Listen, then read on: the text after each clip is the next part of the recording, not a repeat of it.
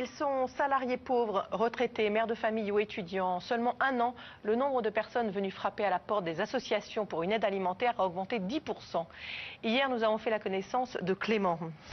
Comme de nombreux étudiants, il a du mal à joindre les deux bouts et surtout à se nourrir tout le mois, une situation qu'il juge inacceptable et qui l'a amené à se mobiliser pour le maintien du plan européen d'aide alimentaire. Reportage Alain Rothschild, Éric Pouget, Gilles Perru. Chaque année, le Secours populaire distribue près de 180 millions de repas.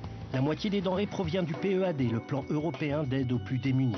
Or, cette aide est aujourd'hui remise en question par certains États membres et des millions d'Européens risquent de se retrouver en grande difficulté pour se nourrir. Qui sont-ils? Comment vivent-ils?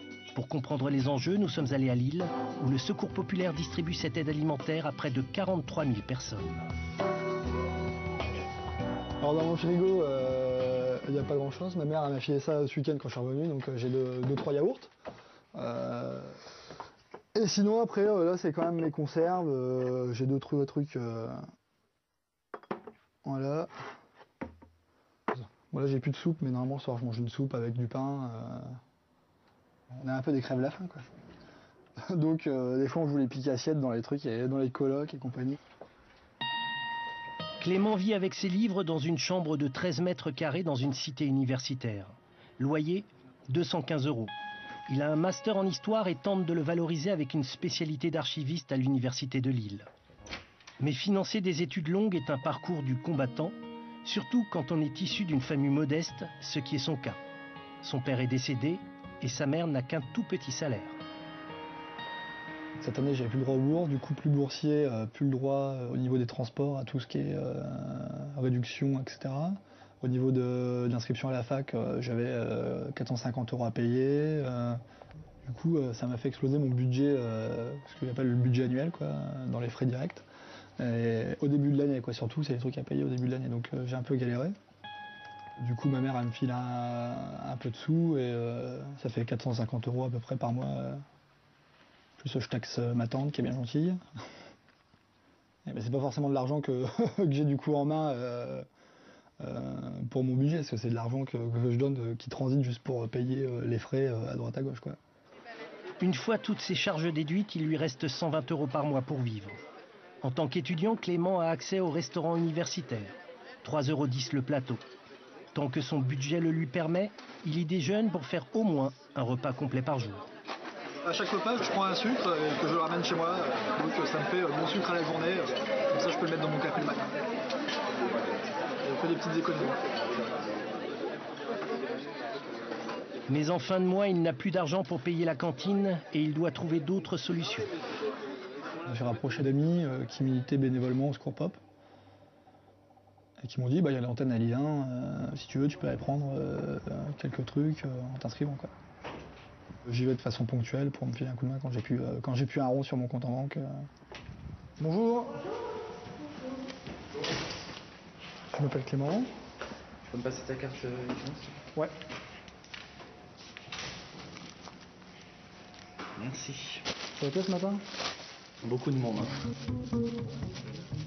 Conscient des difficultés croissantes rencontrées par de nombreux étudiants, le Secours populaire a délocalisé un service de distribution à l'université.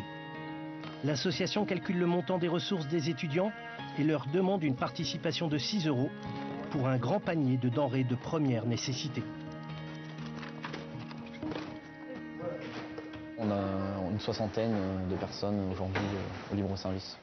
Bon, après, la situation diverge. Hein. Soit c'est parce qu'il n'y a plus l'aide des parents, soit il n'y a plus la bourse parce que les droits sont épuisés, soit l'étudiant n'a pas pu avoir accès à des chambres universitaires, donc doit se tourner vers le privé, ça lui revient super cher. Ou ça peut être un étudiant étranger qui n'a pas de bourse, mais en tout cas c'est un étudiant en situation de précarité. Il y en a, ils ne peuvent même pas venir par exemple au libre-service. Ils n'ont pas les 6 € pour ici. Donc c'est des gens qu'on va chaque semaine aider ou chaque semaine on leur distribuera un colis alimentaire d'urgence. Et ça c'est... Bon, il y en a de plus en plus ça c'est assez choquant. Même des fois des assistantes sociales qui réorientent des gens vers le secours populaire, des gens qui n'ont absolument rien, qui ne peuvent rien avoir et qui sont dans une détresse forte. Bonjour. Alors, merci. C'est pour vous deux? Deux pour deux, oui. D'accord. Élodie et Marc vivent ensemble. Cette année, ils n'ont pas obtenu de bourse supplémentaire et ils ont besoin du secours populaire pour tenir jusqu'à la fin de leurs études. C'est la première année qu'on fait ça. C'est gênant quelque part. Mais d'un côté, on n'a pas vraiment le choix. Donc, voilà, oui, parce qu'on se retrouve du jour au lendemain avec pas beaucoup de revenus et donc on doit changer notre façon de consommer. Et vous est arrivé d'avoir faim et d'avoir justement le frigo ou le placard vide et vous vous dites là aujourd'hui il n'y a rien? Grâce au secours, ça va à peu près, mais sans le secours, je ne sais pas comment je ferais. Envie d'une petite aide familiale et puis c'est tout. Enfin, voilà, et voilà, et la famille n'a pas plus beaucoup de ressources, donc voilà, c'est du bricolage. J'ai déjà travaillé durant mes études, mais là, en ce moment, si je me mets à travailler, ça veut dire que j'arrête les études. Voilà, c'est aussi simple que ça. Donc, je suis obligé de finir dans des conditions plus que délicates pour finir mes études, quoi. La situation, elle est relativement simple. Il y en a qui peuvent continuer leurs études, il y en a qui ne peuvent pas. C'est pas un système efficace, parce que globalement, les gens ne peuvent pas suivre leurs études, donc le niveau d'instruction du pays n'augmente pas, et c'est même pas bon pour finalement l'avenir. Voilà, Quentin est étudiant lui aussi. Cet ami de Clément est membre du syndicat UNFID. Par ailleurs, lui aussi effectue un service civique au secours populaire. Tous ces étudiants sont politiquement engagés et concernés par les conséquences d'une éventuelle suppression du plan européen d'aide aux plus démunis. L'avenir les inquiète. Rien de spécial. Quand on voit des étudiants en Master 2, par exemple d'économie appliquée, qui viennent demander une aide alimentaire au secours populaire, on se dit, je sais pas, qu'est-ce qu'il faut aujourd'hui pour pouvoir vivre décemment, quoi. Je veux dire, si aujourd'hui les étudiants qui demain vont produire vraiment beaucoup de richesses dans les entreprises dans lesquelles ils seront, ils n'ont même pas les moyens pour étudier, peut-être que demain ce sera encore pire, quoi.